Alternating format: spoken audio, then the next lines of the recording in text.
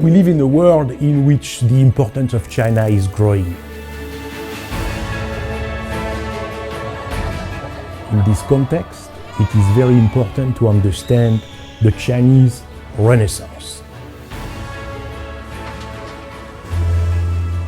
I am David Gosset, a French sinologist, and it is a great pleasure for me to be in China Talk.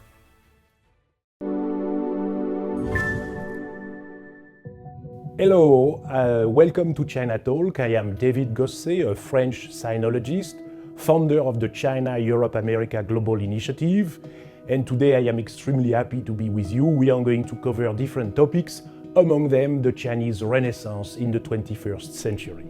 I have had the opportunity to see China's change for the past 2 decades, and indeed they are absolutely enormous.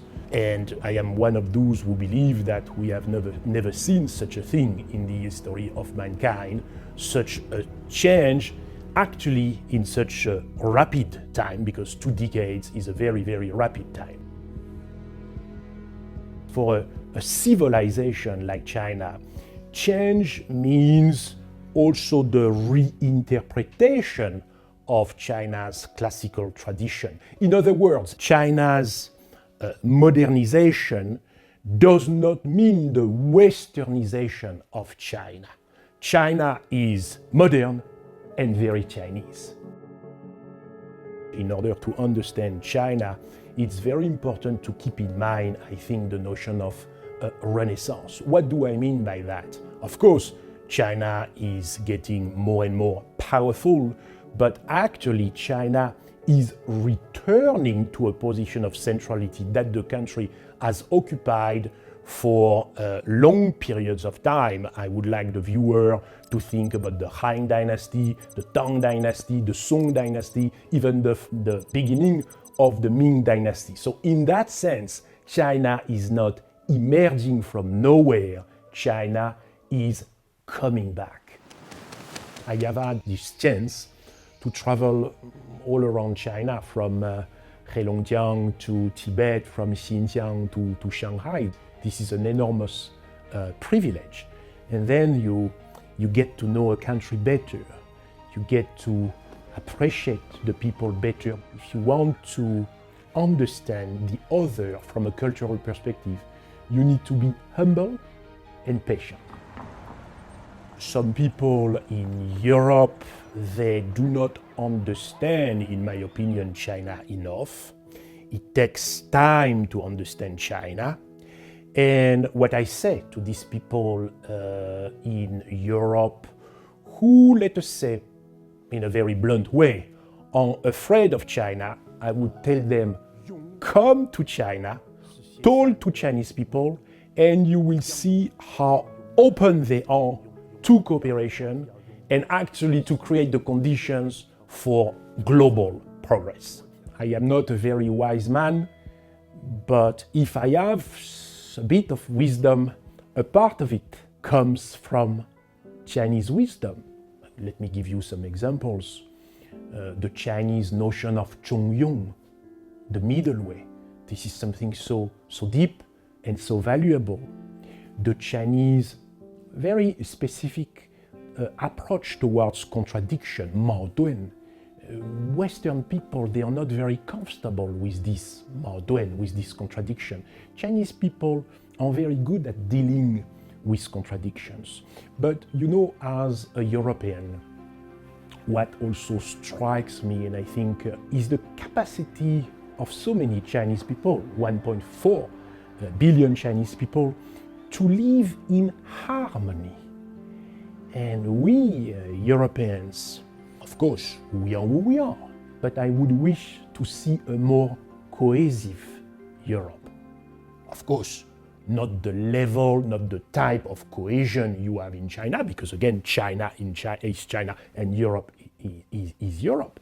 But I am very impressed by the capacity of Chinese people to harmonize among each other.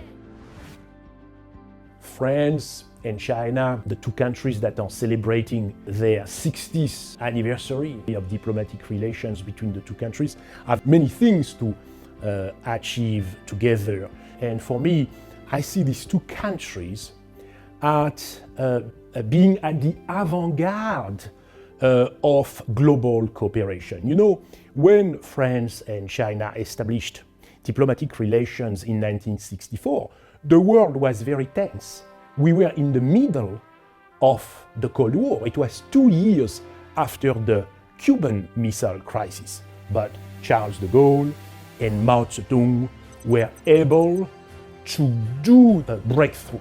What we need to do these days, especially this year, is to remember the past, to continue the spirit of cooperation, but also to look forward systematically with a very innovative spirit.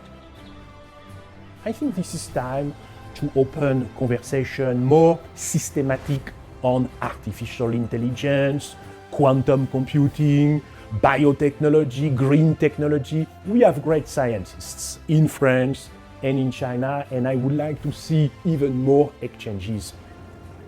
I think it is also very important for the Europeans to design their own policy vis-à-vis China. It is not for an external player.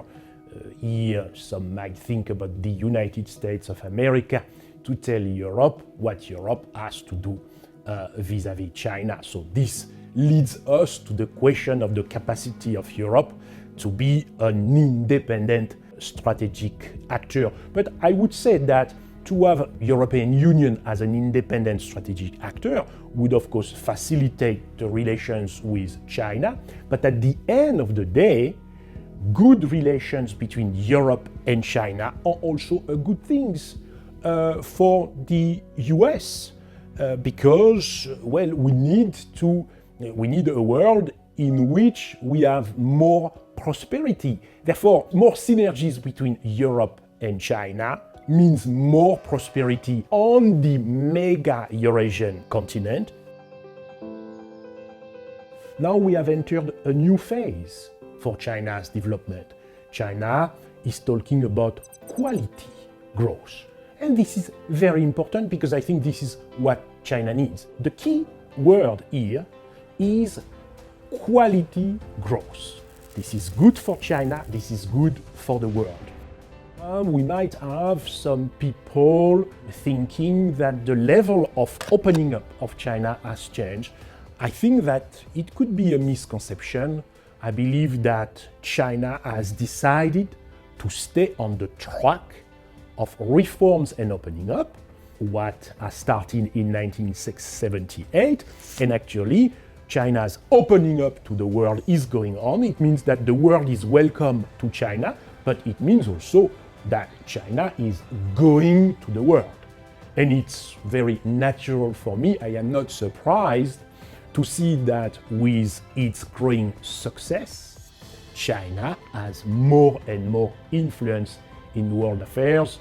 So for the future, I think you will see more and more prosperous China, more and more open China, and you will see more and more Chinese friends, tourists, students, but also Chinese companies going to the world. And again, this is a good thing. The Chinese Renaissance, for the Chinese people, of course, it's a fantastic opportunity, but also for our world, it's a source of stability and progress.